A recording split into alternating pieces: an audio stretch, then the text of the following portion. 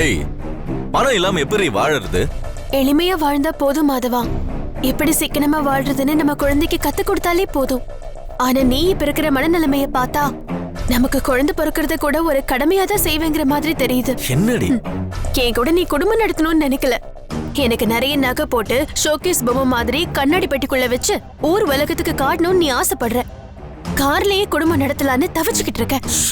நான் சத்தியமா சொல்றேன்டா, எந்த பணம் வேண்டான்னு ஒதுங்கி என் தாத்தாவை ஒதுக்கிட்டு வந்தனோ அந்த பணமே ஓ ரூபத்துல துரத்திட்டு வந்து நான் கல்யாணம் பண்ணிக்கிச்சோன்னு தோணுது. அதை நினைச்சு நான் இப்ப ரொம்ப ஃபீல் பண்றேன்டா. இத பாரு, பணம் இல்லாதவன் பணம், சில சமயத்துல பணம் கூட பணம். எந்த பொருளையும் நீ இந்த ஜென்மத்துல இருந்து அடுத்த ஜென்மத்துக்கு கொண்டு போக முடியாது. அப்புறம் ஏன் பணத்தை சேர்க்கிறேன்னு அந்த காலத்திலேயே ஒரு மகான் சொன்னாரு. இந்த காலத்துல இருக்கவங்க எல்லாத்துக்கும் ஆசைப்படுன்னு சொல்றாங்க. நான் யார் பேச்ச கேக்குறது? பணத்தால சந்தோஷத்தை வாங்க முடியாதுன்னு பெரியவங்க சொல்றாங்க. அப்படி சொன்னவன் பணத்தை கொடுத்தா எந்தெந்த சந்தோஷம் எங்கெங்க கிடைக்கும்னு தெரியாதவன். அதே பெரியவங்கள என் கூட அனுப்பு. பணத்தை கொடுத்தா எந்தெந்த சந்தோஷம் எங்கெங்க கிடைக்கும்னு தமிழ்நாட்டுல இருந்து தாய்லாந்து வரைக்கும் ஒரு டூர் கூட்டிட்டு போயிட்டு எல்லாத்தையும் காட்டிட்டு கூட்டிட்டு வரேன். நான் உன்னை எப்படியாவது பாஸ் பண்ண வச்சிடலான்னு பாக்குறேன். ஆனா நீ எல்லாம் பரீட்சை எழுதுறதுக்கு முன்னாடியே ஃபெயில் ஆனவன். உன்னால இந்த ஜென்மத்துல திருத்தவே முடியாது. எனக்கும் தாண்டி உனக்கு பணத்து மேல ஆசையை உண்டாக்கணும்னு பாக்குறேன். ஆனா உண்டாக்க முடியாது போல இருக்கே. உன்கிட்டலாம் பேசுறதே வேஸ்டடா. இப்போ நீ பேசாம படுத்து தூங்குறது பெஸ்ட். குடும்பத்தை உன்னால சரியா டெவலப் பண்ண முடியல. நீ எல்லாம் எப்படி கம்பெனியை டெவலப் பண்ணி உருப்பட போற? நீ இந்த பிஞ்சு போன ஃபைல கட்டிக்கிட்டே ஆளு. ஒன்னே ஒண்ணு சொல்றேன், எல்லா சந்தோஷத்தையும் நீ இழந்துட்டு இருக்க, அவ்வளவுதான். நான் அத்தை ரூம்ல போய் படுக்கிறேன். பிளவு கொடு. கொடு.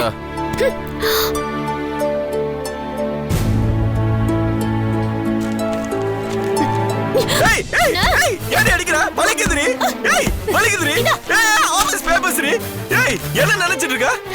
100% கன்ஃபார்ம் வேஸ்ட் ஃபெலோடா நீ. மாங்கா மாங்கா போடா. எதுக்கு இவ நம்மள மாங்கான்றா வேஸ்ட்ன்றா? இவ என்ன சொல்ல வரா? நான் என்ன சந்தோஷம் இல்லாமலையா இருக்கேன்? அடிப்படி.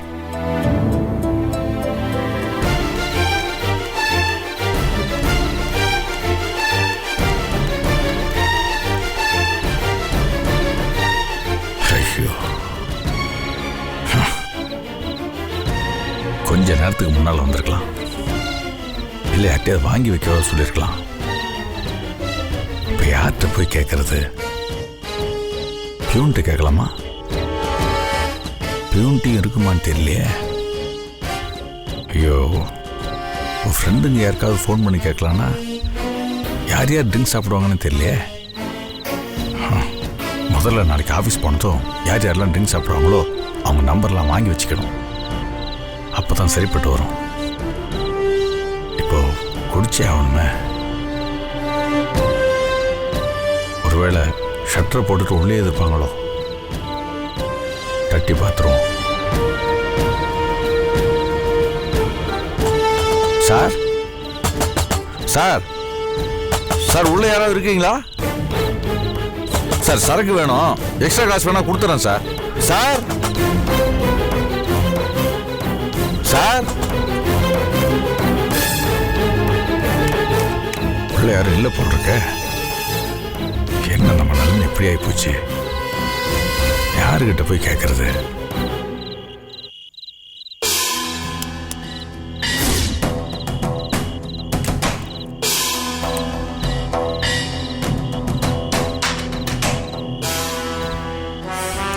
என்ன ட்ரிங்க்ஸ் கிடைக்குமா? நீங்க நல்ல போதையில் இருக்கீங்க, எனக்கு சரியா தூக்கம் வரல, கொஞ்சம் ட்ரிங்க்ஸ் தரீங்களா? என்ன நிம்மதியா குடிக்க விடியா? இதையும் பிச்சை எடுக்க வந்து? ஐயோ, பிச்சை எல்லாம் இல்லைங்க, நான் ஃப்ரீயா கேட்கல, பணம் கொடுத்துறதுக்கு 100 200 எவ்வளோனாலும் பரவாயில்ல. என்ன இதை வச்சுட்டு சரக்கு கொடுங்க. உனக்கு கொடுத்துட்டு நான் என்னையா பண்றது? நம்ம வேணா இதை ஷேர் பண்ணிக்கலாமா? சரி சரி உக்காரு. இல்லை நீங்கள் வேணா இதில் ஊற்றி கொடுங்க, நான் அப்படியே. அட உக்காரியா. சரிங்க.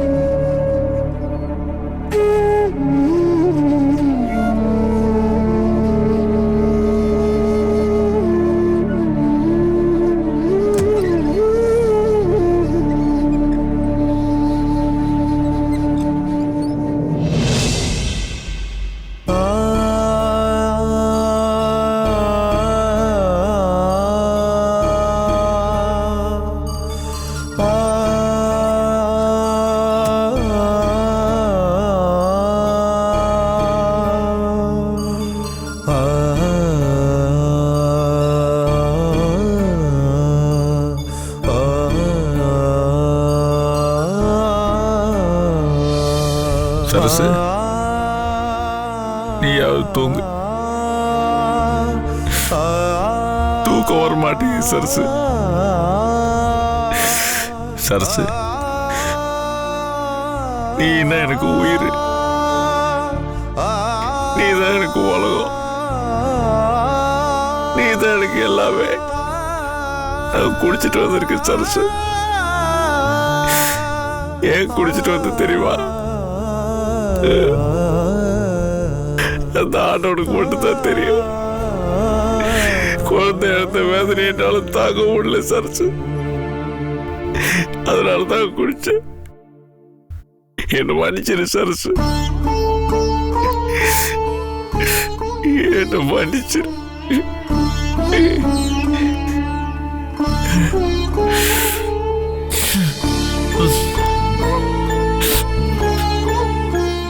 நான் இப்படிலாம் இருந்தவில்லை சரசு. நான் எப்படி ஆயிட்டேன். என்ன மன்னிச்சிரு சரசு. எல்லாம் என் குழந்தை மேல வச்சிருந்த ஆசை சரசு. என் குழந்தை பிறந்தா அதை நல்லா படிக்க வச்சு வளர்த்து பெரிய ஆளாக்கி விஞ்ஞானி ஆக்கணும்னு ஆசைப்பட்டேன்.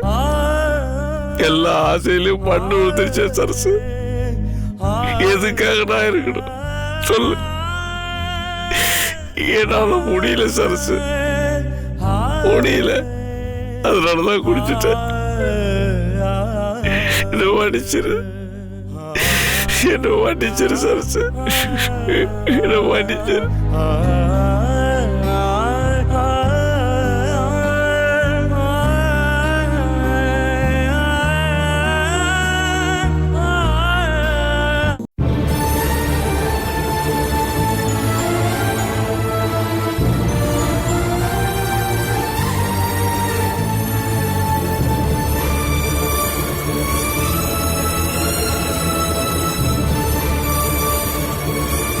ஐயோ, அதுக்குள்ள எந்திரிச்சிட்டாரா?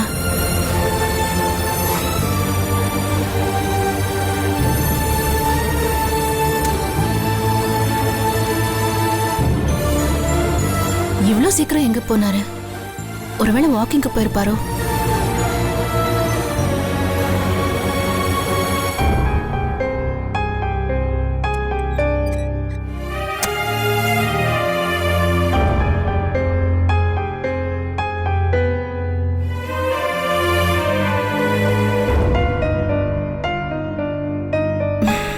என்ன இவரை இன்னும் காணோம்? ஒருவேளை ஆபீஸ்க்கு போயிட்டாரோ?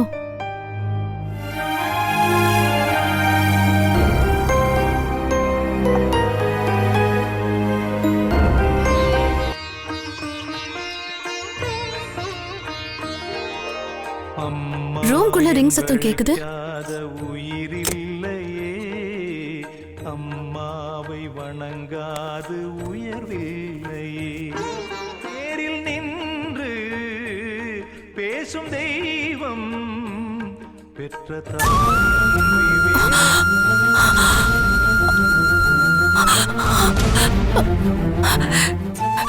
என்னங்க, என்ன கீழே படுத்துட்டு இருக்கீங்க? தூக்கத்துல கீழே விழுந்துட்டீங்களா? ஏந்திரிங்க, வாங்க. என்னங்க பாத்து, என்னாச்சு உங்களுக்கு? என்ன கீழே படுத்துட்டு இருக்கீங்க?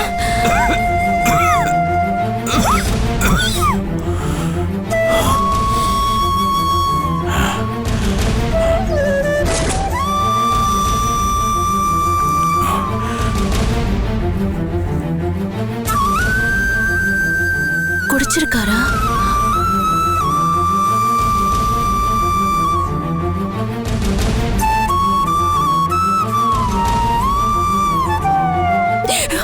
குடிச்சிருக்கீங்களா? ஐயோ, ஐயோ, என்னால வேதனை தாங்க முடியல சரசு. அதனாலதான் குடிச்சிட்டேன். ஏன் புருஷன் குடிச்சிருக்காரா? ஏன் சுப்பு குடிச்சிருக்காரா? என்னங்க இது புது பழக்கம்? எப்ப இருந்து உங்களுக்கு இந்த பழக்கம்? நேத்துதான் சரசு, நேத்து நைட்டு மட்டும் தான் குழந்தை இறந்து போனது. என்னால தாங்கிக்க முடியல சரசு. எனக்கும் மனசு ஒண்ணு இருக்கு சரசு. அதுல உணர்ச்சிகள் இருக்கு. நீ பொம்பளை, உன்னோட கஷ்டத்தை அழுது தீர்த்துடுற. நான் ஆம்பளை சரசு, என்னால அழவும் முடியல, நெஞ்சுக்குள்ள அடைச்சு வச்சுக்கவும் முடியல. அடிச்சு அடிச்சு என் நெஞ்சு வெடிச்சு செத்துருவ போட்டிருக்கு சரசு. என்னால முடியல சரசு. அதனாலதான் குடிச்சிட்டேன். என்ன மன்னிச்சிரு சரசு, என்ன மன்னிச்சிரு. அழாத சரசு, அழாத. நான் இனிமே குடிக்க மாட்டேன்.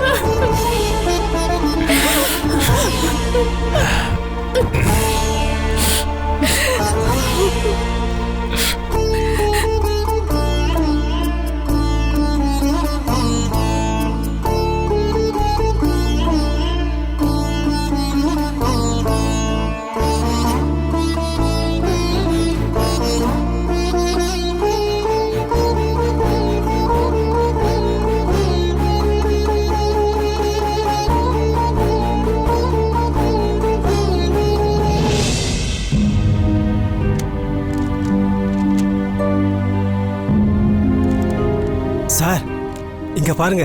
வச்சிட்டு போய சார் ஃபைல்.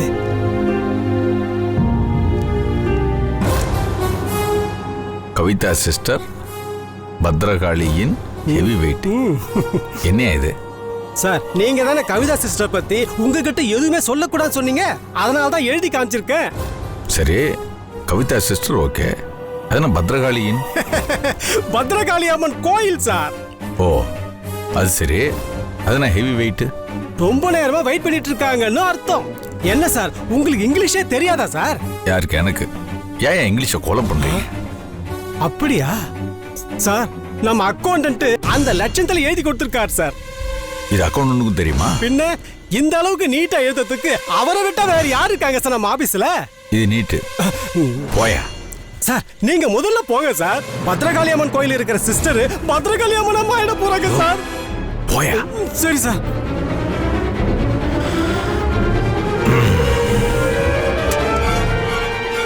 எதுக்காக வர சொல்லிருப்பா?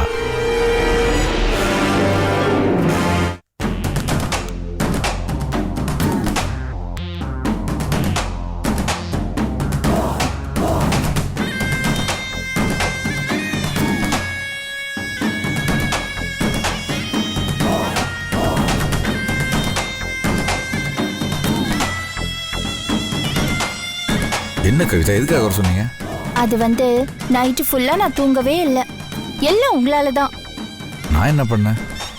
பின்ன நைட்டு ஒரு வயசு பொண்ணுக்கு ஃபோன் பண்ணி அவ மனசு சலனப்படுற மாதிரி பேசக்கூடாத வார்த்தையெல்லாம் பேசி அவளை உசுப்பி விட்டா அவ எப்படி தூங்குவா? நான் அப்படி என்னங்க பேசினேன்? என்ன பேசுனீங்களா? சரக்கு இருக்கான்னு நீங்க நைட் எனக்கு ஃபோன் பண்ணல? அதுல என்னங்க தப்பு இருக்கு? அன்னைக்கு உங்கள்கிட்ட சரக்கு இருந்துச்சு, அதனால கேட்டேன். என்கிட்ட நிறைய சரக்கு இருக்கு, முறுக்கு இருக்கு. ஆனா நீங்க கேட்ட சரக்கு என்கிட்ட இல்ல. நான் என்ன டாஸ்மாக் கடையா நடத்துறேன்? தப்பா நினைச்சாதீங்க கவிதா. அது என்னமோ தெரியல, வர வர என்னால சரியா தூங்க முடியல. கையெல்லாம் நடுங்க ஆரம்பிச்சிருது, மனசு ஃபுல்லா அதே ஞாபகமா இருக்கு. ஓ மை காட், இதெல்லாம் பெரிய பெரிய குடிகாரங்களுக்கு வர சிம்டம்ஸ் ஆச்சே. உங்களுக்கு அவ்வளவு சீக்கிரம் பிக்கப் ஆயிடுச்சா? நீங்க அந்த அளவுக்கு சரக்கு தேட ஆரம்பிச்சிட்டீங்களா? இல்லைங்க, பழசெல்லாம் நினைச்சா, நாங்க பறி கொடுத்த குழந்தைய நினைச்சா எனக்கு என்னவோ படபடப்பா வருது. அப்புறம் என்ன பண்ணீங்க? அப்புறம் நான் பேசாம படுத்து தூங்கிட்டேன். போய் நான் உங்க வீட்டுக்கு போயிட்டு தான் வந்தேன். சரசு அழறா. நேத்து நைட்டு எனக்கு ஃபோன் பண்ணதுக்கு அப்புறம் நீங்க எங்கேயோ போய் குடிச்சிட்டு வந்திருக்கீங்க. ஆமாங்க. இவ்ளோ மோசமாயிட்டீங்க. நீங்க குடிக்க குடிக்க எனக்கு தான் குற்ற உணர்ச்சி அதிகமாகுது.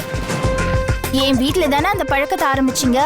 நான் தானே இதுக்கெல்லாம் காரணம். சேச்சே, அப்படிலாம் இல்லைங்க. உங்ககிட்ட எனக்கு பிடிச்சதே நீங்க எந்த கெட்ட பழக்கத்துக்கும் அடிமை ஆகாம சுத்தமான ஆம்பளையா இருந்ததுதான்.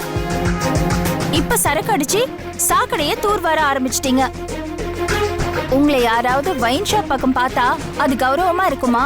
அதனாலதான் நான் உங்கள்கிட்ட ஃபோன் பண்ணி கேட்டேன். நீங்க இல்லைன்னு சொன்னதும் எனக்கு வேற வழி தெரியலைங்க. நான் கொடுத்தது ஃபாரின் சரக்கு, உடம்புக்கு நல்லது. நீங்க இங்க கண்ட டூப்ளிகேட்டையும் குடிச்சீங்கன்னா கண்ணுக்கு ஏதாவது கெட்டு போயிடும். சரிங்க, இனிமே அந்த மாதிரிலாம் குடிக்க மாட்டேன். என் தலைமையில அடிச்சு சத்தியம் பண்ணுங்க. ஏங்க, இது கோயிலுங்க, பார்க்கறவங்க தப்பா நினைப்பாங்க. இங்க நான் அழறேன், அங்க சரசு அழறா. 2 பொம்பளையும் அழ வச்சுட்டு நீங்க சரக்கு தேடி போகாதீங்க. அப்புறம் நான் தூக்குல தொங்கிடுவேன்.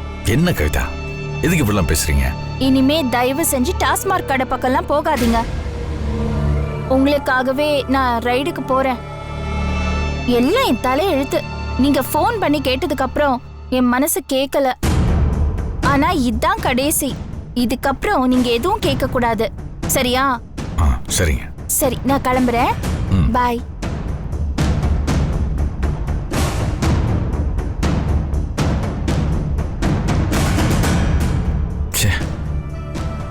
ஒரு பொம்பளைக்கு ஃபோன் பண்ணி நடுராத்திரில சரக்கு கேட்டிருக்கே, உனக்கெல்லாம் வெக்கமா இல்ல?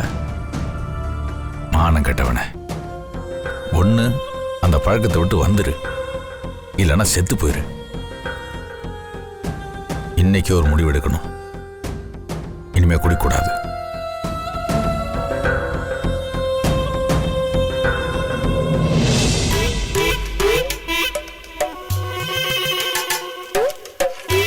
மாப்ள, இந்தா 12,000 ரூபா.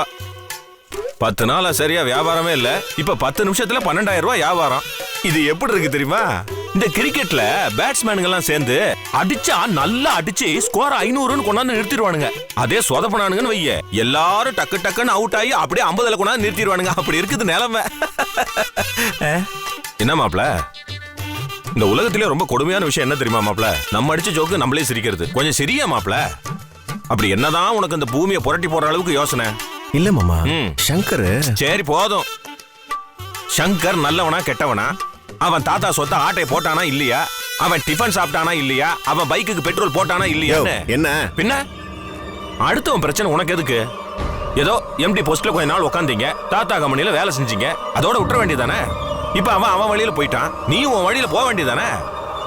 இல்ல மாமா, அவன் அன்னைக்கு பேசினதே சரியில்லை. என் மனசு அப்படியே உறுத்திக்கிட்டே இருக்கு. அவன் பேசுனதை வச்சு பார்த்தா இந்த 6 மாசத்துல உங்களுக்கு தெரியாம நான் தாத்தா சொத்தை கையாடல் பண்ணிட்டேன், என்ன மன்னிச்சிடுங்க அப்படின்னு என்கிட்ட வாக்குமூலம் கொடுத்த மாதிரி இருந்துச்சு. அவன் வாக்குமூலம் கொடுத்ததுனால உனக்கு உள் மூலம் வெளி மூலம் வந்த மாதிரி அவஸ்தைப்பட்டுக்கிட்டு இருக்கிறியா? ஆமா மாமா. அவன் உங்ககிட்ட இதை மட்டுமா சொன்னா? வேலை செய்யும் போது நீங்க 2 பேரும் பார்ட்னர் தானே? அவன் கொள்ளையடிச்ச சொத்துல உனக்கு ஒரு பங்கு தரேன்னு சொன்னானா இல்லையா?